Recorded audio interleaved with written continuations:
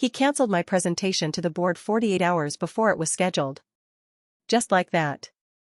8 weeks of preparation, countless late nights refining data models, perfecting projection slides, rehearsing answers to every conceivable question the board might throw at me.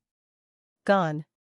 Felicity, I need you to step back from Thursday's presentation, Gerald Whitmore said, not even looking up from his phone as I stood in his office doorway that Tuesday morning. His tone carried the casual dismissiveness of someone canceling a dentist appointment. The morning light filtered through his corner office windows, catching the edge of his mahogany desk. I felt my stomach drop. Step back? Gerald, I've been preparing this for 2 months. The infrastructure expansion proposal is my project. He finally glanced up, and I caught the slight smirk playing at the corner of his mouth. His coffee sat cooling beside a stack of unread reports. Vanessa will be handling it instead. She's more persuasive than you. He laughed then, a short bark of amusement at his own assessment. You're brilliant with numbers, Felicity, don't get me wrong. But board presentations require a certain charisma. Vanessa has that presence. Vanessa Sterling. Of course. The new senior analyst who joined Hudson Technologies 3 months ago with her perfectly tailored suits, her effortless smile, her LinkedIn profile full of corporate buzzwords, and her uncanny ability to say exactly what Gerald wanted to hear before he even knew he wanted to hear it. I stood there, frozen in the doorway, while my brain processed what was happening. 8 years at Hudson Technologies. 8 years of consistent performance, of exceeding every metric, of building the data infrastructure that made projects like this expansion possible in the first place. 8 years of arriving early, staying late, of volunteering for the difficult projects nobody else wanted. And now I was being sidelined for someone who couldn't tell a regression analysis from a revenue report. The board meeting is in 2 days, I said, keeping my voice level even as my hands clenched at my sides. Vanessa doesn't know the project details. Gerald waved his hand dismissively. I noticed his expensive cufflinks catching the light. She's been briefed. She'll be fine. Actually, better than fine. The board responds well to her energy. He returned his attention to his phone, the conversation clearly over in his mind. The fluorescent light overhead buzzed faintly, a sound I'd never noticed before but would forever associate with this particular humiliation. I should have argued. I should have pushed back, demanded an explanation, reminded him that this was my career, my work, my future being casually reassigned like a lunch meeting. But I didn't. Instead, I nodded slowly, thanked him for letting me know, thanked him, can you imagine, and walked back to my desk. The hallway felt longer than usual. I passed the break room where someone had left half a bagel on the counter. I passed the printer alcove where the machine hummed steadily. I passed colleagues who nodded absently, buried in their own work, unaware that my professional world had just tilted sideways. Here's what I realized in that moment, sitting in my gray cubicle while the fluorescent lights hummed overhead and my screen displayed the presentation I would never deliver. Anger is a waste of energy when channeled into shouting. But anger, when refined and directed with precision, becomes something far more useful. Something sharper. Something that cuts cleanly and deliberately. I opened my calendar. Thursday's board meeting. I had 48 hours. My coffee had gone cold in its mug, the foam art dissolved into an unrecognizable brown swirl. I didn't bother reheating it. I had work to do. Wednesday morning arrived with the kind of crisp autumn clarity that makes everything feel sharper, more focused. I came into the office early, before the administrative staff had even turned on the coffee machines. The building held that peculiar silence of empty corporate spaces, all potential and no noise. The security guard, an older man named Frank, waved me through with a surprised smile. Early bird today, Miss Hanson? Big project, I said, returning his smile with more warmth than I felt. I spent the first hour reviewing every email I'd sent Gerald over the past 8 weeks regarding the infrastructure expansion. Every question I'd asked. Every answer he'd given. Every decision point where I'd flagged potential issues and he'd dismissed them with variations of too conservative or not ambitious enough. I organized them chronologically, created a reference document with timestamps and subject lines, backed it up in 3 separate locations including my personal cloud storage. The office began filling around 7:30. I heard the coffee machines gurgling to life, the elevator chiming its arrivals, the gradual crescendo of keyboards and morning greetings. Normal sounds of a normal Wednesday. Nobody knew what I was planning because there was nothing dramatic to plan. Just documentation. Just facts. Then I did something I probably shouldn't have done, but desperate times and all that. I accessed the shared drive where Gerald stored his working files. Not hacking, nothing illegal. Just using the administrative access I'd been granted 2 years ago when I'd helped implement the new document management system. Access that had never been revoked because Gerald didn't understand technology well enough to remember who had it. What I found was illuminating. Gerald had taken my original presentation, all 73 slides of carefully researched analysis, stripped my name from the title page and footer, and forwarded it to Vanessa with a note, present this Thursday. Make it shine. Board is expecting big things. No briefing. No transfer of knowledge. No context about the months of research behind each data point. Just my work with someone else's face attached to it. But that wasn't the interesting part. The interesting part was the email thread I found from 3 weeks ago, buried in a subfolder labeled Board Confidential. Gerald had been corresponding with 2 board members, Carolyn Westbrook and Philip Hammond, about concerns they had regarding the expansion project.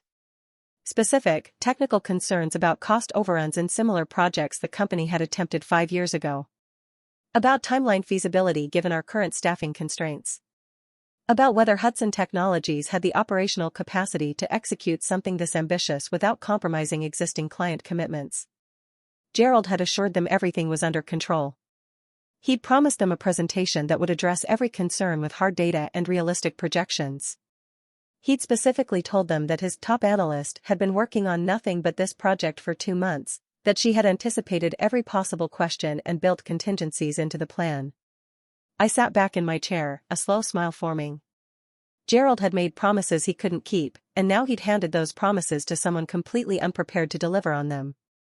Vanessa might have charisma, but charisma crumbles pretty quickly when board members start asking technical questions about infrastructure capacity metrics and capital expenditure timelines. I could let this play out naturally. Watch Vanessa stumble through questions she couldn't answer, watch Gerald's credibility take the hit it deserved. Passive observation, karma doing its work. But where was the artistry in that? Where was the precision? I spent Wednesday constructing what I privately thought of as my insurance policy. I compiled a comprehensive briefing document, 28 pages of dense analysis, everything the board would need to understand not just the expansion project, but the deeper questions about Hudson Technologies' operational readiness. I included the concerns Carolyn and Philip had raised in their emails. I included Gerald's assurances, quoted verbatim. I included my original risk assessments, the ones Gerald had told me were too conservative and not ambitious enough for board consumption, along with detailed explanations of why each risk was worth flagging. Then I did something that felt simultaneously petty and professional. I scheduled a series of automated emails to be sent to Carolyn and Philip on Friday morning at 8 o'clock, 48 hours after the board meeting would conclude. The emails would come from my company address, would be perfectly professional in tone and formatting, and would simply offer my availability to discuss any questions that might have arisen from Thursday's presentation. A helpful follow-up from the analyst who'd done the actual work. I included my direct line and my mobile number. I attached a condensed executive summary of the key technical considerations. Nothing accusatory. Nothing unprofessional. Just a polite offer to provide clarity. By Wednesday afternoon, I'd also quietly reached out to my professional network. Casual inquiries over LinkedIn. Testing the waters. A former colleague at Silverstone Analytics who'd been trying to recruit me for 6 months. A headhunter who specialized in financial services. Hudson Technologies wasn't the only company in town that needed someone with my skill set, and 8 years of excellent performance reviews made for a very attractive resume. I wasn't burning bridges yet, but I was definitely checking where the lifeboats were docked and whether they had room for passengers. Thursday morning, I came to the office dressed impeccably. Navy suit, the good one I usually reserved for client meetings. Hair perfect, pulled back in a style that meant business without severity. Makeup precise. The professional armor of someone who knew exactly what they were worth. I didn't hide in my cubicle. I worked visibly, calmly, running analyses on other projects, responding to emails with my usual efficiency and polish. When colleagues asked if I was okay with the presentation change, I smiled and said that Vanessa would do wonderfully, that it was good for the team to have different people showcasing their skills. The lie tasted like copper on my tongue, but I delivered it smoothly. Vanessa arrived at 9:30, looking considerably less composed than usual. Her normally perfect hair showed signs of hasty styling. She'd spilled something on her sleeve, coffee, maybe, and had tried to dab it away, leaving a faint watermark. She caught my eye across the office floor, started to approach my desk with what looked like an apology forming on her lips, then seemed to think better of it. Gerald had emerged from his office long enough to usher her in for what I assumed was a last-minute prep session. Through the glass walls, I could see him gesturing emphatically while Vanessa nodded, scribbling notes on a legal pad. The board meeting was scheduled for 2 o'clock. At 1:30, I watched Vanessa walk toward the conference room on the executive floor, clutching my presentation materials like a life raft. She'd changed into a different blouse, the coffee-stained one presumably stuffed in her desk drawer. She looked nervous, her shoulders tight, her usual confident stride replaced by something more hesitant. Good. She should be nervous. She was about to present 2 months of work she'd inherited 48 hours ago to 8 board members who'd been promised comprehensive technical expertise. I went to the break room, made myself tea, chamomile, for the irony of its calming properties, and returned to my desk. I didn't need to watch the meeting. I knew exactly how it would unfold. Gerald would introduce Vanessa with glowing praise. Vanessa would nail the opening, all charm and poise. The board would smile and nod. Then the questions would start. The technical, specific, drilling down questions. And Vanessa would realize that charisma doesn't answer questions about infrastructure load capacity or capital expenditure phasing. I sipped my tea and worked on a different project, the picture of professional tranquility. The emergency budget review meeting was scheduled for Monday at 10. The email had gone out Friday evening at 6:47, marked urgent, requiring attendance from all senior staff. No explanation provided, just the ominous subject line, board directives, immediate action required. The message had arrived while I was at dinner with friends, and I'd allowed myself a small smile before putting my phone away and returning to my salmon. I arrived Monday at 9:45, early enough to claim a seat near the middle of the conference table. Not too prominent, not too hidden. Just present. The conference room smelled like stale coffee and stress. Someone had forgotten to clear away Friday's meeting debris, empty water bottles, crumpled napkins, a whiteboard still covered in half-erased project timelines. Gerald walked in at 9:58, and the change in him was remarkable. The casual arrogance that usually armored him had been replaced by something tighter, more frantic. His tie was slightly crooked, tilted maybe 15 degrees off-center. He'd missed a spot shaving, a small patch of stubble along his jaw. His shirt looked like it might be yesterday's. Small tells, but I'd learned to read Gerald's moods by the precision of his grooming over 8 years of working under him. Vanessa slipped in just after him, avoiding eye contact with everyone. Her usual polish had dimmed considerably. "Let's get started," Gerald said, his voice clipped and sharp. Thursday's board presentation did not go as planned. That was putting it mildly, based on what I'd heard through the office grapevine. Apparently, Vanessa had handled the opening remarks beautifully, all charisma and confidence and perfectly modulated enthusiasm. The board had smiled. Gerald had looked pleased. Then Carolyn Westbrook had asked a specific question about infrastructure capacity metrics in the third quarter implementation phase, and everything had fallen apart like a house of cards. Vanessa had stammered, referenced the wrong data set entirely, and when pressed for clarification, had essentially admitted she didn't know the details because she'd only received the materials 2 days prior. Philip Hammond had apparently asked who'd actually prepared the analysis. Vanessa, to her credit, had been honest. She'd said my name. Clearly. Directly. The board had not been amused that the analyst who'd done the work wasn't presenting it.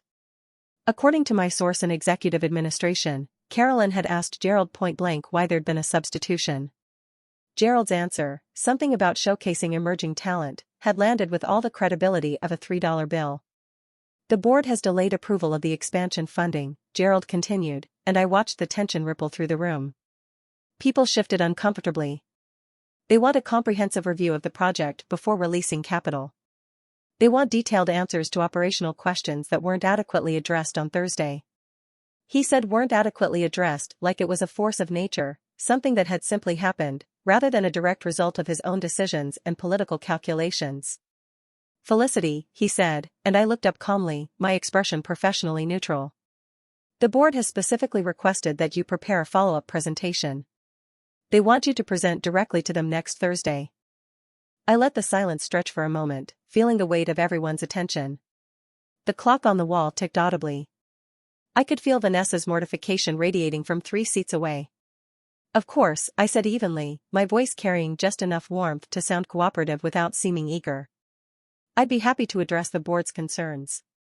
Gerald's jaw tightened, a muscle jumping near his temple. He'd expected me to gloat, or maybe to refuse, to make this difficult for him. My compliance seemed to unsettle him more than resistance would have. There's another issue, he said, and now his voice carried an edge. The board received emails Friday morning from you, offering to clarify questions from the presentation.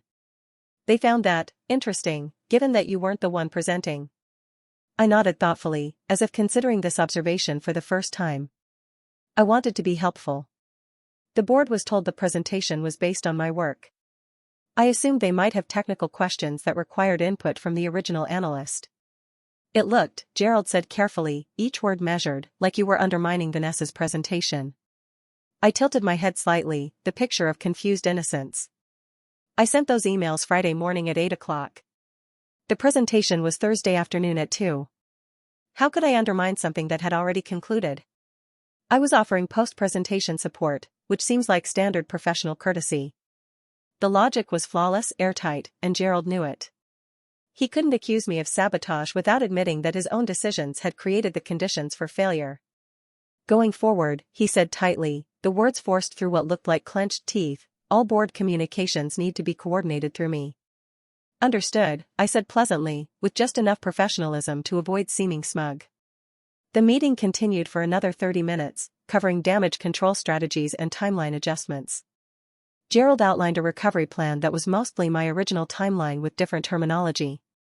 I took notes in my leather portfolio, offered insights when directly asked, and maintained the perfect demeanor of a professional team player who harbored no resentment whatsoever. When we finally adjourned, Gerald asked me to stay behind. Here it comes, I thought. The private dressing down. The attempt to re-establish dominance and hierarchy. That was well played, he said once everyone else had filed out and the conference room door clicked shut, and his tone was bitter. You set me up. I looked at him steadily, holding his gaze without flinching. I sent helpful emails to board members who'd been promised a comprehensive presentation. I didn't set up anything. You assigned someone to present work she didn't understand. That's not my fault, Gerald. That's yours. You could have helped her, Gerald said, and there was almost a pleading note in his voice now. You could have briefed Vanessa properly. Made sure she understood the material. The audacity of that statement took my breath away. You didn't ask me to. You took me off the project entirely, remember? You said I wasn't persuasive enough. You said the board needed charisma. You made it very clear that my involvement was no longer desired. Gerald's face flushed, color creeping up from his collar. The board wants you to fix this. Yes, I agreed simply. They do. He stared at me, perhaps trying to find some angle, some way to reassert control over the situation. But we both knew the dynamic had shifted fundamentally. The board had specifically requested me. Gerald needed me now, and we both understood exactly what that meant. The presentation is Thursday, he finally said, his voice defeated. I expect you to deliver. I will, I said simply. I always do. I spent the week preparing like I'd never prepared before. Not because I was worried about the presentation itself, I knew that material inside and out, could recite capacity metrics in my sleep, but because I knew this was more than just a board meeting. This was a statement about who I was and what I was capable of. This was my opportunity to demonstrate exactly what Gerald had tried to sideline. Tuesday afternoon, I had a quiet conversation with Carolyn Westbrook. She'd reached out Monday evening to schedule a pre-meeting, ostensibly to discuss the expansion project. We met at a coffee shop 3 blocks from the office, neutral territory. She was already there when I arrived, reading something on her tablet. Ms. Hanson, she said warmly, standing to shake my hand. Her grip was firm. Thank you for making time. Of course. Please, call me Felicity. We ordered, she got an Americano, I got Earl Grey, and settled into the corner booth.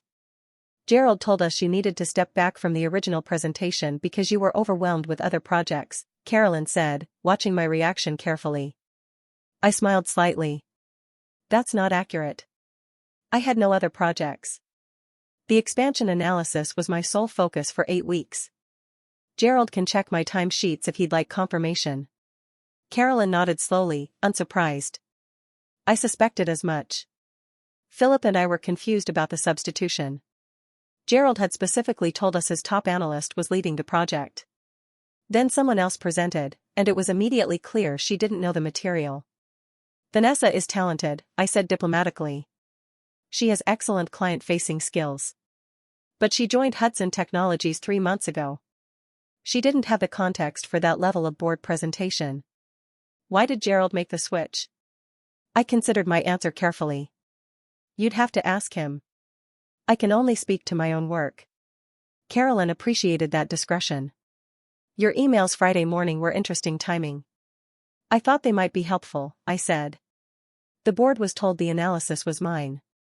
I wanted to make myself available for technical questions. Gerald seemed to think you were undermining him. I met her eyes directly. I was supporting the project. If that undermined Gerald, perhaps the problem isn't my timing. We talked for another 30 minutes. Carolyn asked sharp questions that indicated she'd done her homework. By the time we finished, I knew I had at least one board member firmly in my corner. Thursday arrived with a strange calm. I'd spent 8 years at Hudson Technologies being reliable, being excellent, being the person who fixed problems quietly without demanding recognition. Today, I would be all of those things, but I would not be quiet. The boardroom was intimidating by design. Long mahogany table, its surface polished to a mirror shine. Leather chairs that probably cost more than my monthly salary. Walls lined with portraits of Hudson Technologies founders, stern men in outdated suits. 8 board members arranged along the table's length. Gerald sat at one end, looking tense, his fingers drumming against his portfolio. I stood at the presentation screen, my materials organized, my notes minimal. I didn't need notes. I'd lived this project for 2 months. Good afternoon, I began, my voice steady and clear. Thank you for this opportunity to address your concerns about the infrastructure expansion proposal.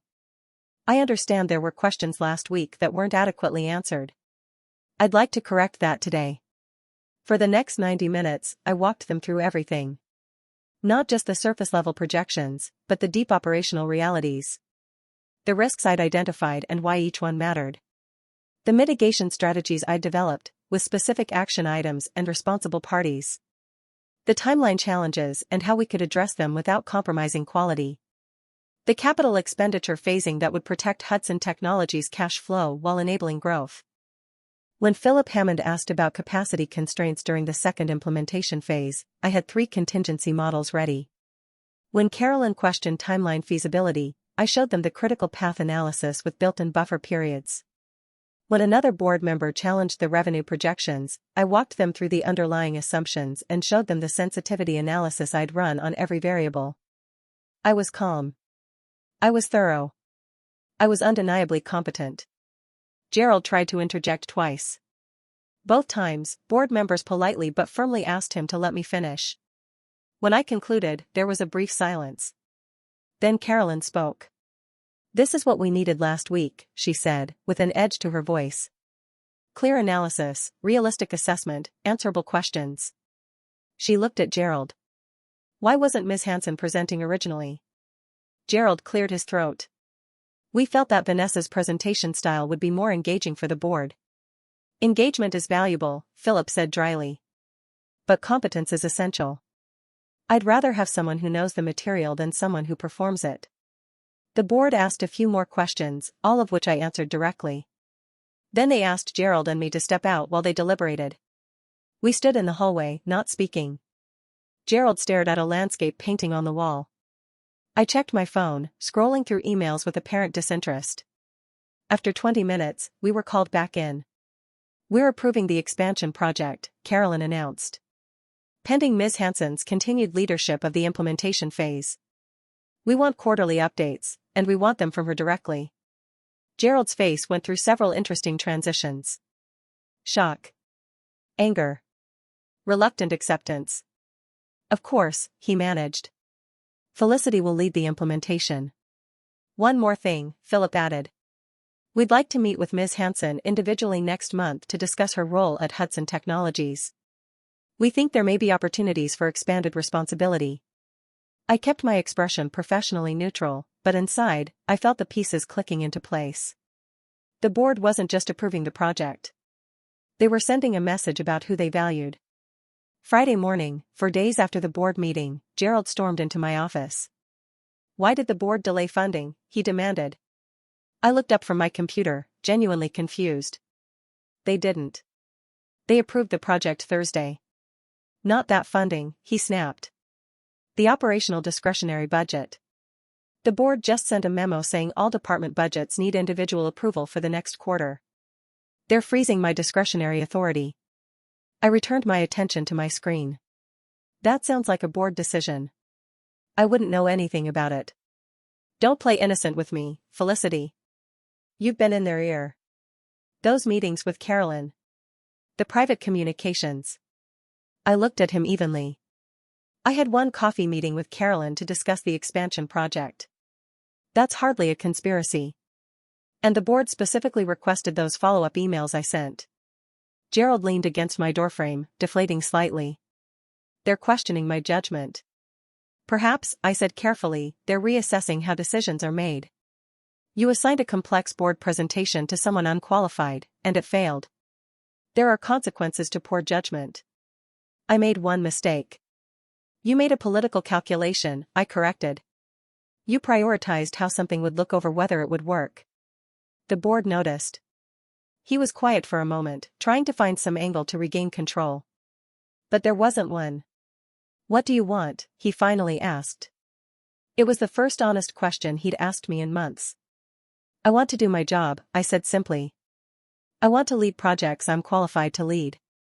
I want credit for work I do. And I want to be evaluated on my performance, not on whether I'm sufficiently charismatic for your preferences. That's all? That's everything. Gerald nodded slowly. The board wants you at next month's strategy session. You should prepare remarks about long-term infrastructure planning. I will, I said. He left without another word, and I turned back to my computer, allowing myself a small smile. 3 weeks later, I sat in Carolyn Westbrook's office downtown, surrounded by floor-to-ceiling windows overlooking the city. She'd invited me for what she'd called an informal conversation about future opportunities. Hudson Technologies needs fresh leadership, she said directly. Gerald is competent at managing day-to-day operations, but he lacks strategic vision. The board has been concerned for some time. I'm not interested in Gerald's job, I said honestly. I'm an analyst, not a department manager. What if we created a role specifically for you? Carolyn asked. Director of Strategic Planning. You'd work across departments, reporting directly to the board on major initiatives. Gerald would remain head of operations, but strategic projects would be yours. I considered this carefully. That would create political complications. It would create clarity, Carolyn corrected. Right now, there's confusion about who's responsible for what. You've proven you can deliver at the level we need. We want to formalize that. What's the compensation? She named a figure that was 40% higher than my current salary, plus equity options. I'd need autonomy, I said. If I'm responsible for strategic planning, I need authority to make decisions without constant second-guessing.